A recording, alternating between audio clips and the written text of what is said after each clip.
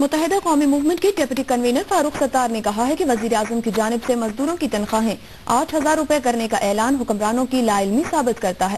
مربوط معاشی اور صنعتی پالیسی کے بغیر یوم مزدور نامکمل ہے۔ ایم کیو ایم کے مرکز 90 سے متصل لال قلعہ گراؤنڈ عزیز آباد میں یوم مئی کی مناسبت سے تقریب کا اہتمام کیا گیا۔ ڈاکٹر فاروق ستار کا کہنا تھا کہ مزدوروں کی ماہانہ تنخواہ 10,000 روپے ہونی چاہیے۔ توانائی کے بحران اور مہنگائی کی روک تھام کے لیے پالیسی واضح کیے بغیر یوم مئی منانا بے معنی ہے۔ ان کا کہنا تھا کہ پاکستان بننے کے ساتھ ہی محنت کشوں کو ان کے حقوق مل گئے تھے، لیکن 2% مراعات یافتہ طبقہ مزدوروں کے حقوق پر غاصب بنا بیٹھا ہے۔ اس موقع پر رکن رابطہ کمیٹی وسیم آفتاب کا کہنا تھا کہ حکمران کبھی مزدوروں کو حقوق دینا ہی نہیں چاہتے۔ ایم کیو ایم اقتدار میں آئی تو مزدوروں کو ان کے جائز حقوق فراہم کرے گی۔ ایم کیو ایم کے رہنما ڈاکٹر فاروق ستار نے کہا ہے کہ مزدوروں کی تنخواہ 10 سے 12,000 روپے مقرر کی جانی چاہیے تھی۔ 60% مینڈیٹ جلد 70% میں تبدیل ہو کر ملکی مسائل کا خاتمہ کر دے گا۔ کراچی میں مزدور کنونشن کی تفصیلات بتائیں گے Muhammad Rafay Hussain. M Q M labour division کے زیر اہتمام محنت کشوں کے عالمی دن کے موقع پر مزدور کنونشن کا انعقاد کیا گیا۔ کنونشن سے خطاب میں deputy convener doctor Farooq Sattar کا کہنا تھا کہ 65 سالوں سے غریب طبقہ جینے کے لیے پاکستانی قزاقوں کو تاوان ادا کر رہا ہے۔ جب تک اس استحصالی نظام کو اس کی جڑ سے اٹھا کر نہیں پھینک دیں گے اس وقت تک ہم چین سے نہیں بیٹھیں گے۔ انہوں نے کہا کہ آج کے دن غربت کے خاتمے اور مزدور کی تنخواہ کم سے کم 10,000 کرنے کا اعلان کیا جاتا تو 1 مئی کا حق صحیح معنوں میں ادا کیا جا سکتا تھا۔ مزدور محنت کش طبقے کو بااختیار نہیں بنایا جائے گا، پاکستان مضبوط اور مستحکم نہیں ہو سکتا۔ اس موقع پر رکن رابطہ کمیٹی وسیم آفتاب کا کہنا تھا کہ ریاست کے نزدیک مزدور صرف غلام ہے اور وہی رہے گا۔ تقریب سے خطاب میں مقررین کا کہنا تھا کہ اگر ملک میں بیلٹ تبدیلی کو روکا گیا تو انقلاب کو کوئی نہیں روک سکتا۔ ایم کیو ایم کے رہنما ڈاکٹر فاروق ستار نے مطالبہ کیا ہے کہ ارباب اختیار مزدور کی کم سے کم تنخواہ 10 سے 12,000 روپے مقرر کریں۔ ایم کیو ایم کے مرکز 90 پر لیبر کنونشن سے خطاب کرتے ہوئے ڈاکٹر فاروق ستار نے کہا کہ محنت کشوں کو بااختیار بنائے بغیر ملک میں حقیقی خوشحالی نہیں آ سکتی۔ وہ 7% کا مینڈیٹ جو 70% میں بدلنے والا ہے انشاءاللہ تعالی، مزدوروں کے خواب بھی شرمندہ تعبیر ہونے والے ہیں، کسانوں کے بھی، اور پاکستان کے 98% محروم طبقے کے خواب بھی شرمندہ تعبیر ہونے والے ہیں۔ ان کے deputy convener doctor Farooq Sattar Karachi میں یوم مئی کی تقریب سے خطاب کر رہے ہیں۔ ہم اس چیلنج کو قبول کرتے ہیں اور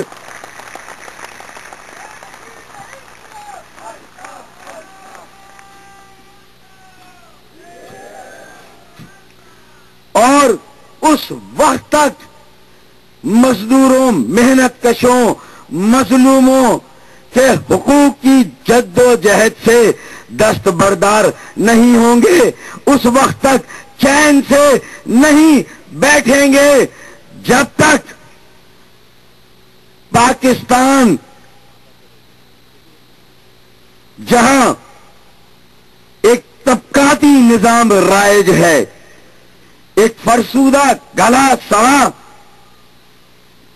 استحصالی نظام رائج ہے، جب تک اس استحصالی نظام کو اس کی جڑ سے اٹھا کر نہیں پھینک دیں گے اس وقت تک ہم چین سے نہیں بیٹھیں گے۔ یہ آج یوم مئی کے موقع پر ہمارا تجدید عہد ہے، یہ ہمارا عزم ہے، اس وقت تک ہم چین سے نہیں بیٹھیں گے۔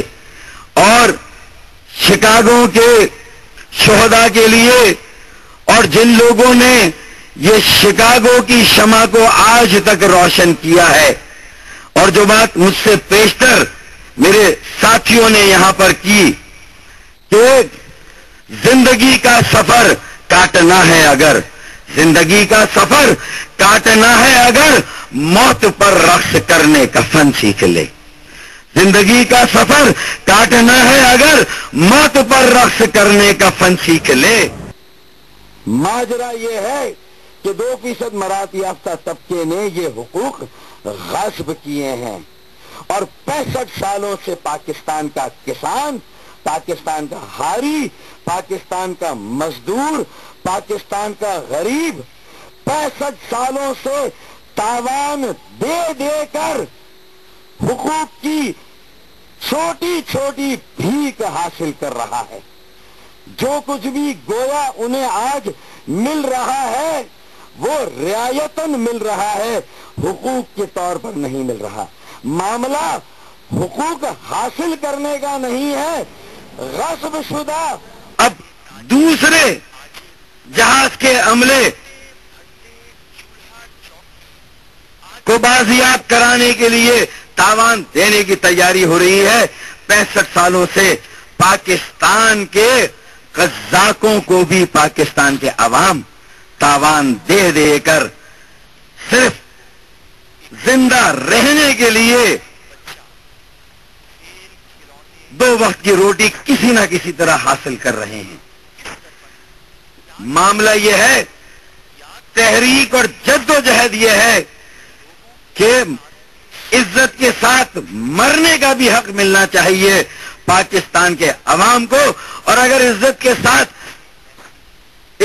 ساتھ جینے کا بھی حق ملنا چاہیے، عزت کے ساتھ مرنے کا بھی حق ملنا چاہیے، اور اگر عزت کے ساتھ جینے کا حق نہیں ملتا تو کم از کم عزت کے ساتھ مرنے کا حق ضرور ملنا چاہیے۔ اصل مسئلہ یہ ہے کہ یہاں عزت کے ساتھ مرنے کا حق بھی حاصل نہیں ہے۔ امیر سے امیر تر ہوتا چلا جا رہا ہے۔